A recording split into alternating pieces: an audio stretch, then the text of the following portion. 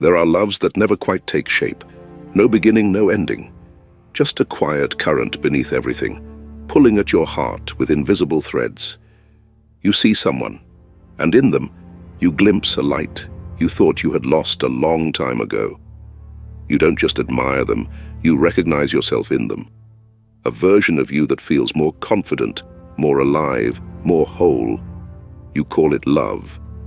But perhaps it's something else.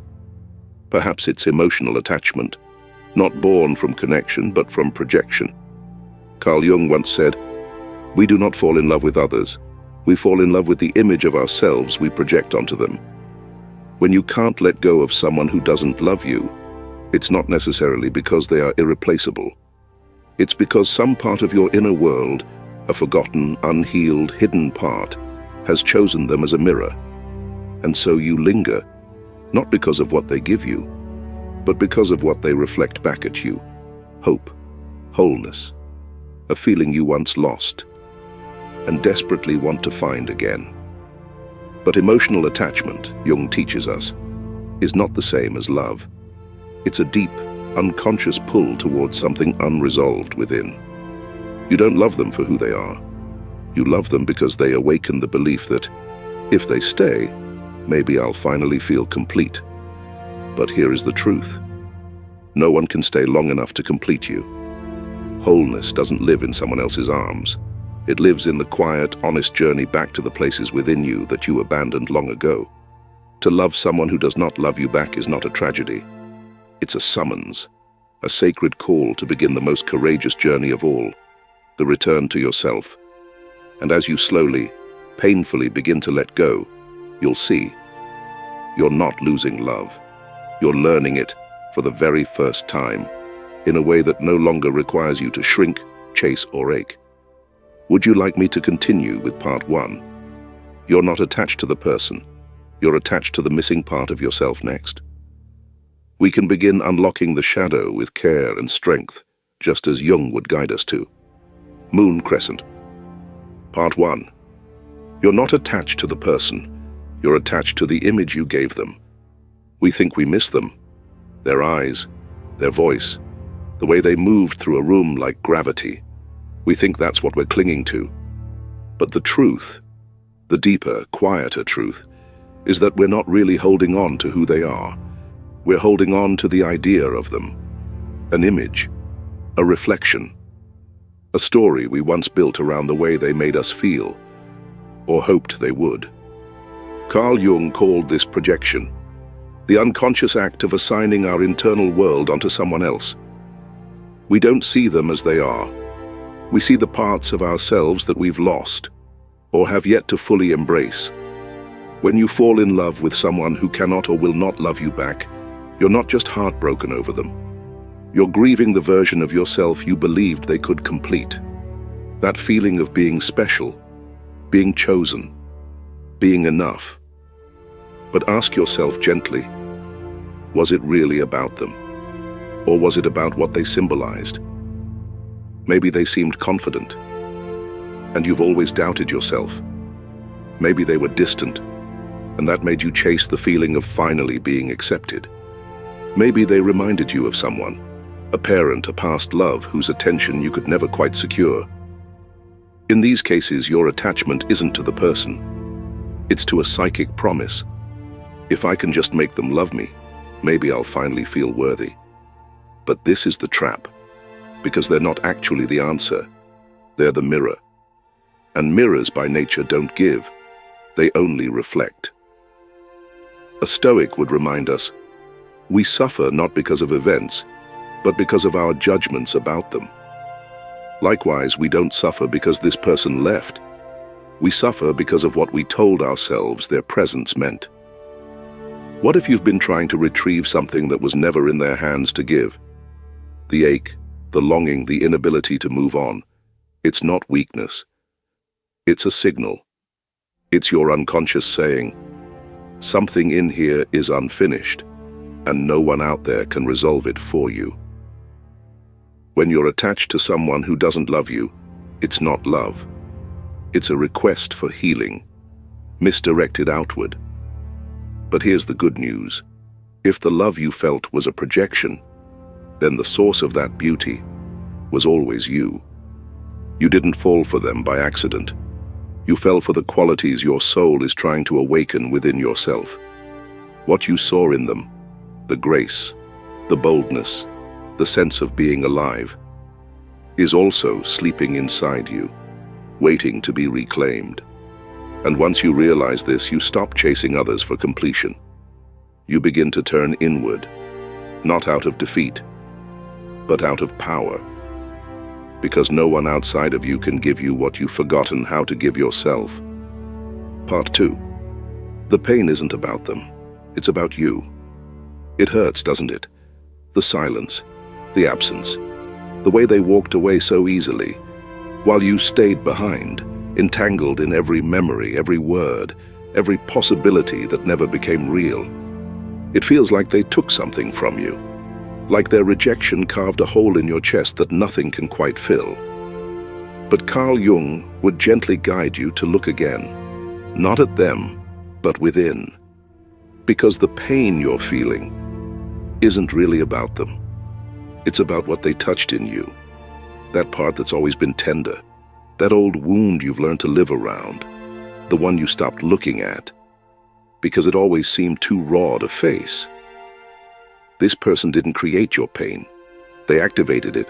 They stirred the wound that was already there, the one left by a parent who was emotionally distant, by a childhood where you had to earn love through performance, by years of believing you're only worthy when someone else approves of you. In Stoicism, the wise understand that we are not disturbed by things, but by the views we take of them. And your view, your hidden belief, might sound like this: if they don't love me, maybe I'm not enough. But here's the truth you've forgotten. That thought, that fear, it didn't begin with this person. It was already living inside you long before they came along. They just gave it a voice. And now, instead of rejecting that voice, Geet, you have the rare chance to listen. Because buried underneath your heartbreak is an invitation to see the wound clearly and to stop asking others to heal it for you. Jung called this process shadow work, facing the parts of ourselves we've disowned, the ones we've buried under perfectionism, people-pleasing, or pride. Your shadow may tell you, you're not lovable unless you're chosen. You must work to be worthy. You will always be abandoned. But these are not truths.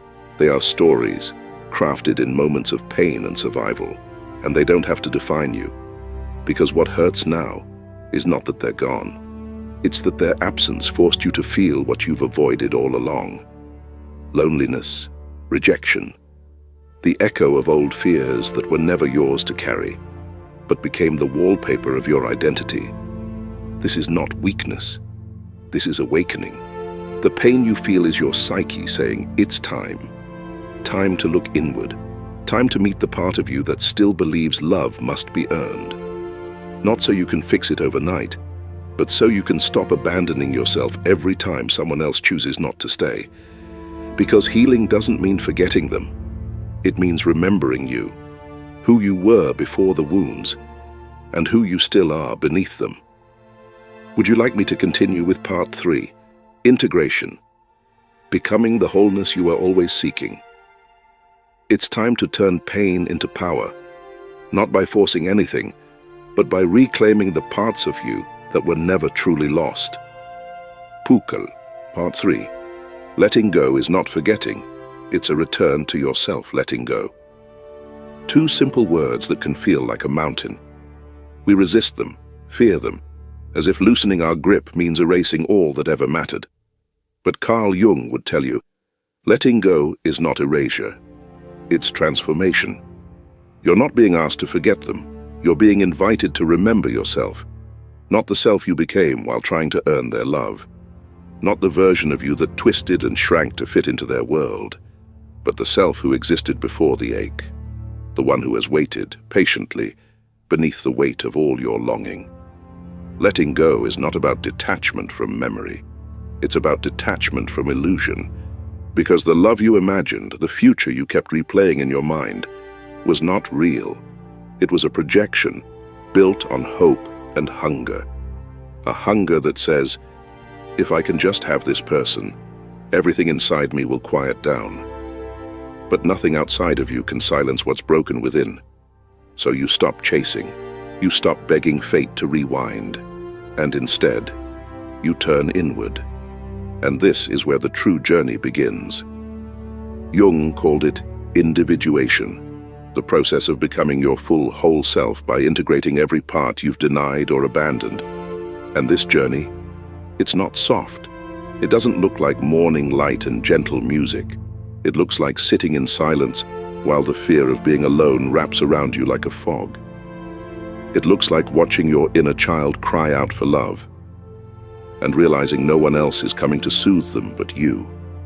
It means facing the shadow, the fear that you are unworthy without someone's attention, that you are not enough unless someone stays. And it means holding that fear with kindness until it begins to loosen its grip. The Stoics would say, the obstacle is the way.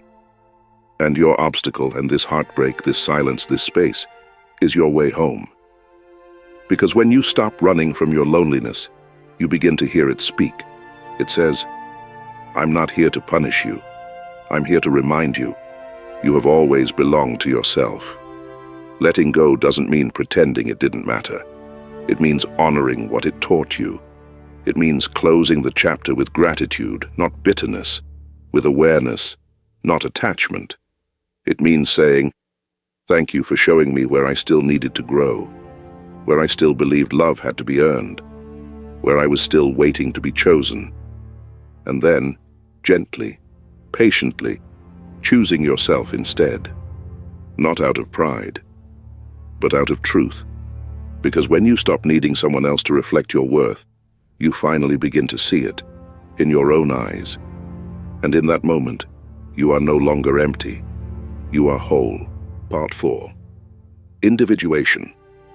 The journey to becoming who you truly are. There comes a moment, quiet, subtle, yet undeniable, when something inside you shifts. You no longer ache for what once consumed you.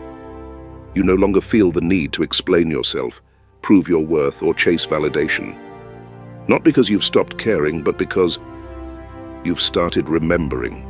Remembering who you were before the heartbreak, before the attachment, before the idea that someone else's love was your salvation.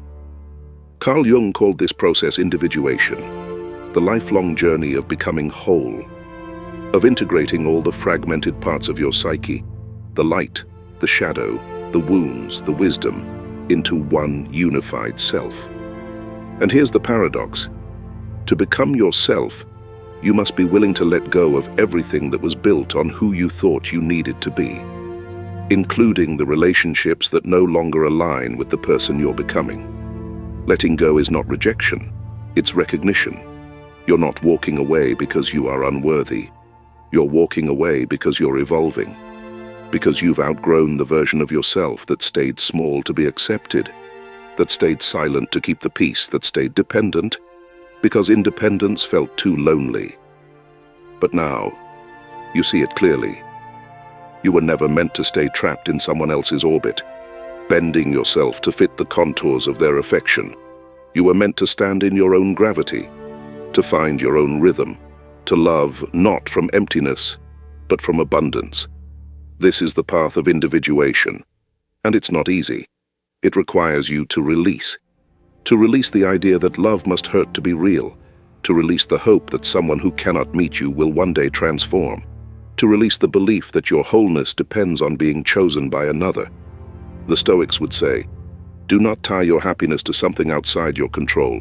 Let what must go, go. Because what you are releasing is not just a person. You are releasing the version of you who needed them to feel whole, and that is liberation. You start to feel different, quieter, stronger, more rooted in your own truth. You begin to make decisions not from fear, but from clarity. You begin to set boundaries, not to push people away, but to protect the sacredness of your becoming.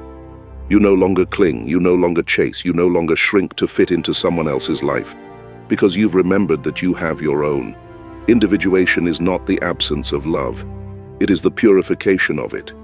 It is the kind of love that flows freely without needing to possess, the kind that allows others to be who they are, and allows you to walk away when it no longer serves your growth. This is not selfish. This is sacred. This is what it means to become yourself. And as you do, you'll find that the more you return to who you truly are, the less you tolerate what once broke you. Part 5. True love is not possession. It is freedom. We were taught that love means holding on, staying, fighting, doing whatever it takes to keep the other person close. But Carl Jung, and the Stoics too, offer a different truth. Love, when it is real, does not bind you. It frees you. It does not chain. It does not cling.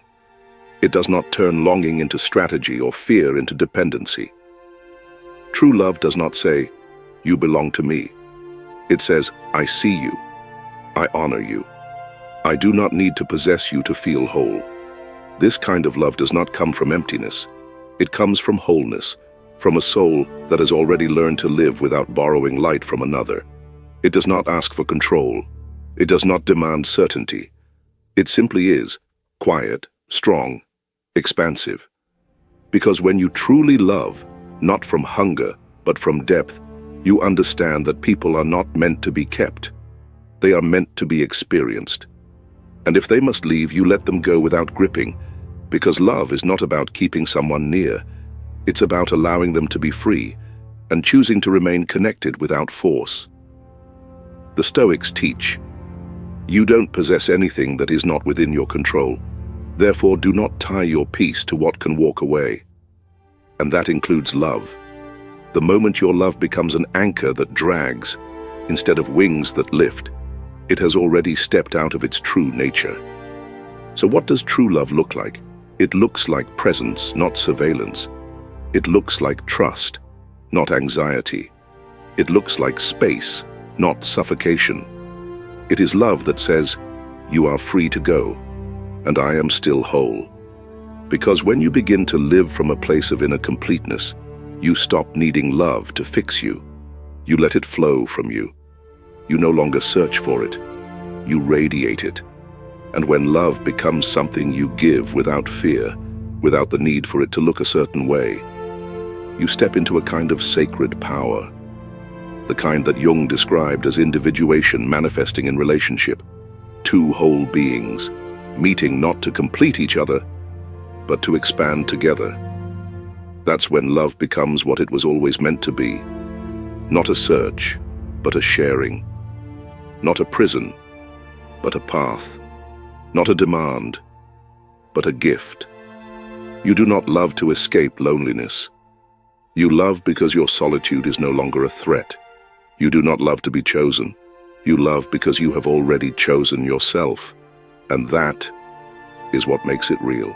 Part 6. The emptiness after letting go is not a void. It's the soil where you rebirth. At first, it feels like something has been ripped away. A familiar presence gone. A voice that no longer calls your name.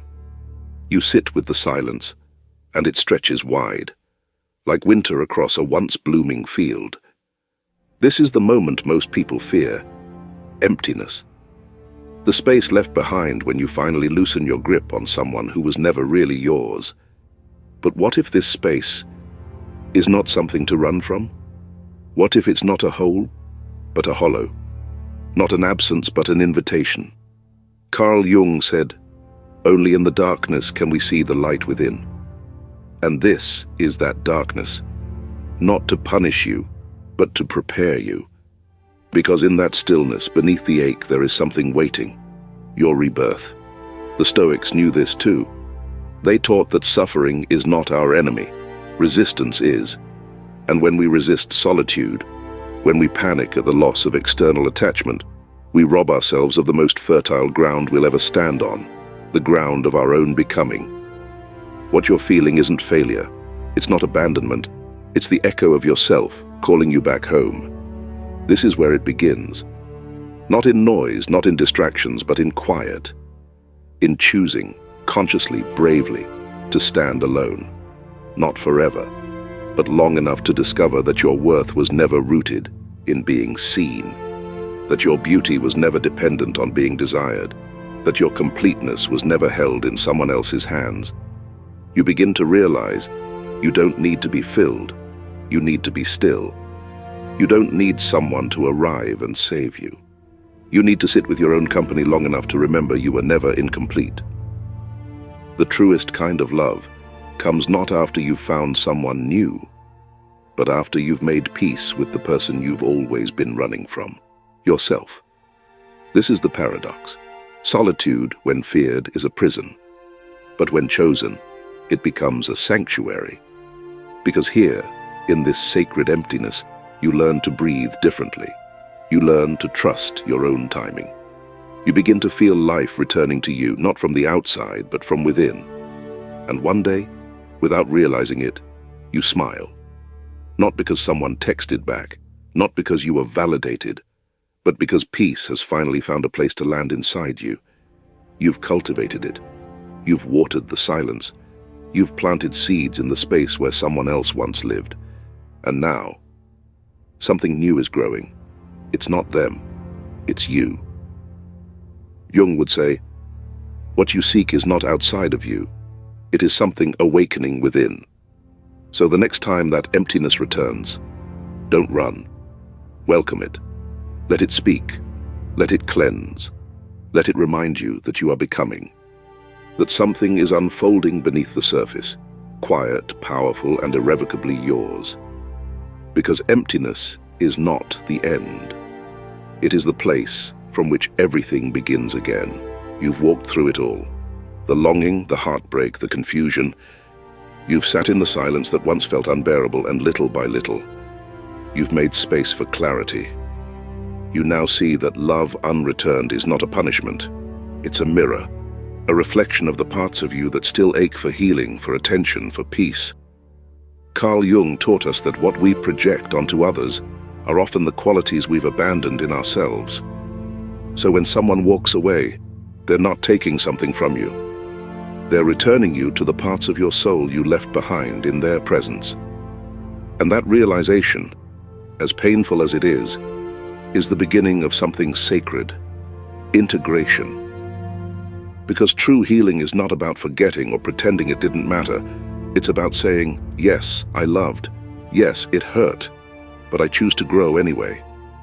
And in that choice, you stop waiting to be saved. You stop begging to be seen. You begin, quietly, patiently, to become the kind of person you were always meant to be. A person who loves, but does not chase. Who feels deeply, but is not consumed. Who walks away, not because they are heartless, but because they've finally remembered their worth. This is where your new life begins. The Stoics would call this freedom. The unshakable peace that comes when your happiness is no longer dependent on things outside your control. You stop clinging to what must leave and start welcoming what truly belongs. And what belongs to you will never make you feel small. It will never require you to abandon yourself. It will meet you where you are, whole, present, enough. So what's the lesson? It's not don't love. It's love better. Love in a way that doesn't require ownership. Love in a way that allows others to come and go, without destroying your inner world. Love in a way that begins with you. Because when you stop searching for love to complete you, you start becoming the kind of person who attracts love that's real, reciprocal, and rooted in truth. This is your power. This is your turning point. Not because someone stayed, but because you did. You stayed with yourself. You listened. You healed. You chose your peace over your patterns. And from this moment on, you don't need to fight for love. You become it. Now it's your turn. Have you ever loved someone who couldn't love you back? What did that experience teach you about yourself? Leave a comment below. Your story might be the very reflection someone else needs today. And if this message touched your heart, share it. Someone out there might still be searching for themselves in the eyes of someone else. Let's remind them, what they're really searching for has always been within. You are not broken. You are not too much. You are not alone. You are home.